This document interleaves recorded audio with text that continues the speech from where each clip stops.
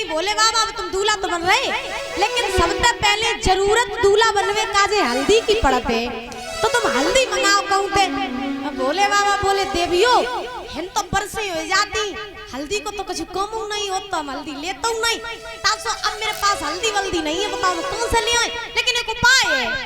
देविया बोली कौन सा उपाय? तो महाराज भोले बाबा ने क्या करो कि कैलाश पर्वत पे राख पड़ी ना, राख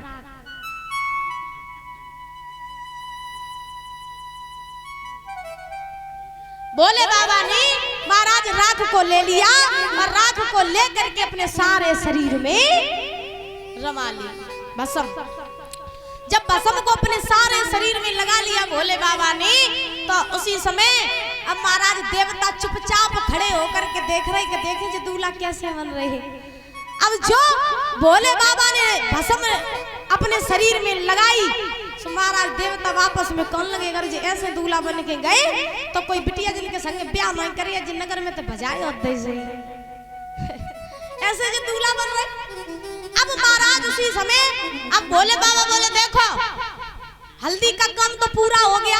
देवियां बोली हाँ महाराज पूरा होएगा। अब भोले बाबा बोले क्या और चीज की जरूरत? तो देवियां बोली हमें मेन जरूरत कंगन कौन से मंगवाओ, कंगन की जरूरत, कंगन और बांधो। भोले बाबा बोले कंगन तुम जानते ही नहीं कैसे हो, लेकिन कोई बात नहीं उपाय है, उपाय हुआ सब उनके पास में। अब देवियां बोली कौन सा उपाय? तो भोले बाबा ने क्या किया कि छोटी छोटी नांगनियों को पकड़ लिया और पकड़ करके अपने हाथ में लपेट लिया, ऊपर से बिच्छू लगा ले। महाराज कहने लगे ये मेरा कंगन हो गया।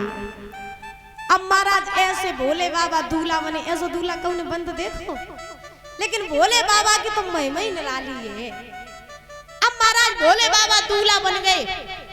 अब जब कैलाश पर्वत पर दूल्हा बने, इधर कैलाश पर्वत पर भूत प्रेतन को पता चली कि भोले बाबा बारात लेके जा रहे और दूल्हा बन के हिमाचल नगरी में जा रहे।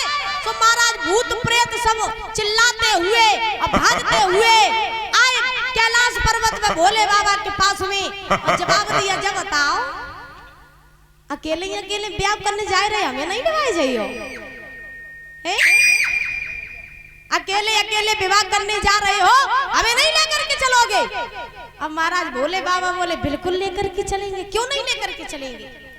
अब परीक्षित महाराज जो भूत प्रेत है कैलाश पर्वत पे, उनकी दशा कछु ऐसी है कि कऊ के हाथ है तो पैर नहीं, और पैर है तो हाथ नहीं, शरीर है तो शीश नहीं, शीश है तो शरीर नहीं, ऐसी भूत प्रेत की दशा। अब महाराज कोई भांग को नशा करें, कोई काऊ को नशा करें, और महाराज नाच रहे कूद रहे। भोले बाबा से एक ही बात कहा था अगर तुम बारात लेके जाइयो तो बारात में चलिए, हम बारात में चली। तो भोले बाबा कहने लगे अगर तुम बारात में चलियो तो चलो बारात में, हम क्या तुम्हें रोक रहे, चलो मेरे संग। सो परीक्षित महाराज दोनों देवता कौन लगे सुनो भोले बाबा पहली बात तो तुम ऐसे दूल्हा बने के सब पिछू तुमने लटकाए ले, और अब तुम भूत प्रेत और लेके जाइयो का नाक कटवाइयो जाएंगे। तो मेरी बात मानो कि एक बार ब्याह हो दे, फिर तुम इन भूत प्रेतन को खूब अपने ससुराल में पराए रही हो, हमें कोई दिक्कत नहीं, लेकिन बारात में न लेवाए जाओ। भोले बाबा बोले सुना तुम्हें छोड़ सकत, लेकिन हम भूत प्रेतन को नहीं छोड़े। हाँ और महाराज जब बात सही है कि बारात में जाने की खुशी कछु दूसरी ही होते है, बारात में जाने की खुशी कछु दूसरी ही होते। और महाराज अगर गांव में काऊ से कह दो, गांव में काऊ लड़का की अगर बारात जाए तो जाए के बाद में महाराज कहा जाता है सबसे भैया तुम बारात में चली हो है, तो महाराज सवे नहीं खूब दाढ़ी आड़ी सेट हो जाए, बालन पे डाई आई वगैरह सब कुछ हो जाएगा, और काई की खुशी में के संजा के बारात जाइए।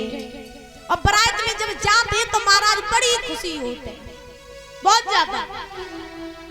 सो महाराज इधर भूत प्रेत जितने रहे वो सब महाराज बारात में जाए का तैयार हुए, और बड़ी खुशी है मन ही मन में क्या हम बारात जा रहे, खूब दावत मिली, अच्छी रसगुल्ला मिली, सब कुछ खाए को मिली है। और सही बात है कि जब कोई बारात में जा तो सेवा बहुत होते है, सेवा बहुत होती है। अब महाराज जितने भूत प्रेत रहे सो सब बारात में चलने के लिए तैयार हुए। कोई भांग को नशा करें, कोई काऊ को नशा करें और नाचने लगे, कूदने लगे, बड़ी खुशी है भारी। और एक बात और बताएं कि जब तक बारात में परीक्षित महाराज 2-4 पीवे वाले न हो तब तक बारात शोभा नहीं देते। और ये बात बिल्कुल सही है। आप कबू देखियो अगर गांव से काऊ लड़का की बारात जाए और जाने के बाद में बारात में आप कितने अच्छे अच्छे लोगों को ले जाइयो और उनसे जा कहियो भैया बारात चल रही हो कुछ पियो ना, तो महाराज वे नहीं मानी। और सबसे पहले कितने नई नगर में जाए और नई नगर में जाए वे पहले में सबसे पहले जा ढूंढत देखे ठेका कहाँ है, देखे ठेका कहाँ है। और महाराज इनकी मतऊ तो ऐसी आ जाती का ठेका ढूंढ ही लेत और पीऊ लेत। और जब रोको कि भैया तुमने काय पी तो कहा अरे सन सौगत में तो चल जात थोड़ी बहुत। एक कवि लिखता है बड़े सुंदर शब्दों में महाराज, एक कवि ने लिखा कि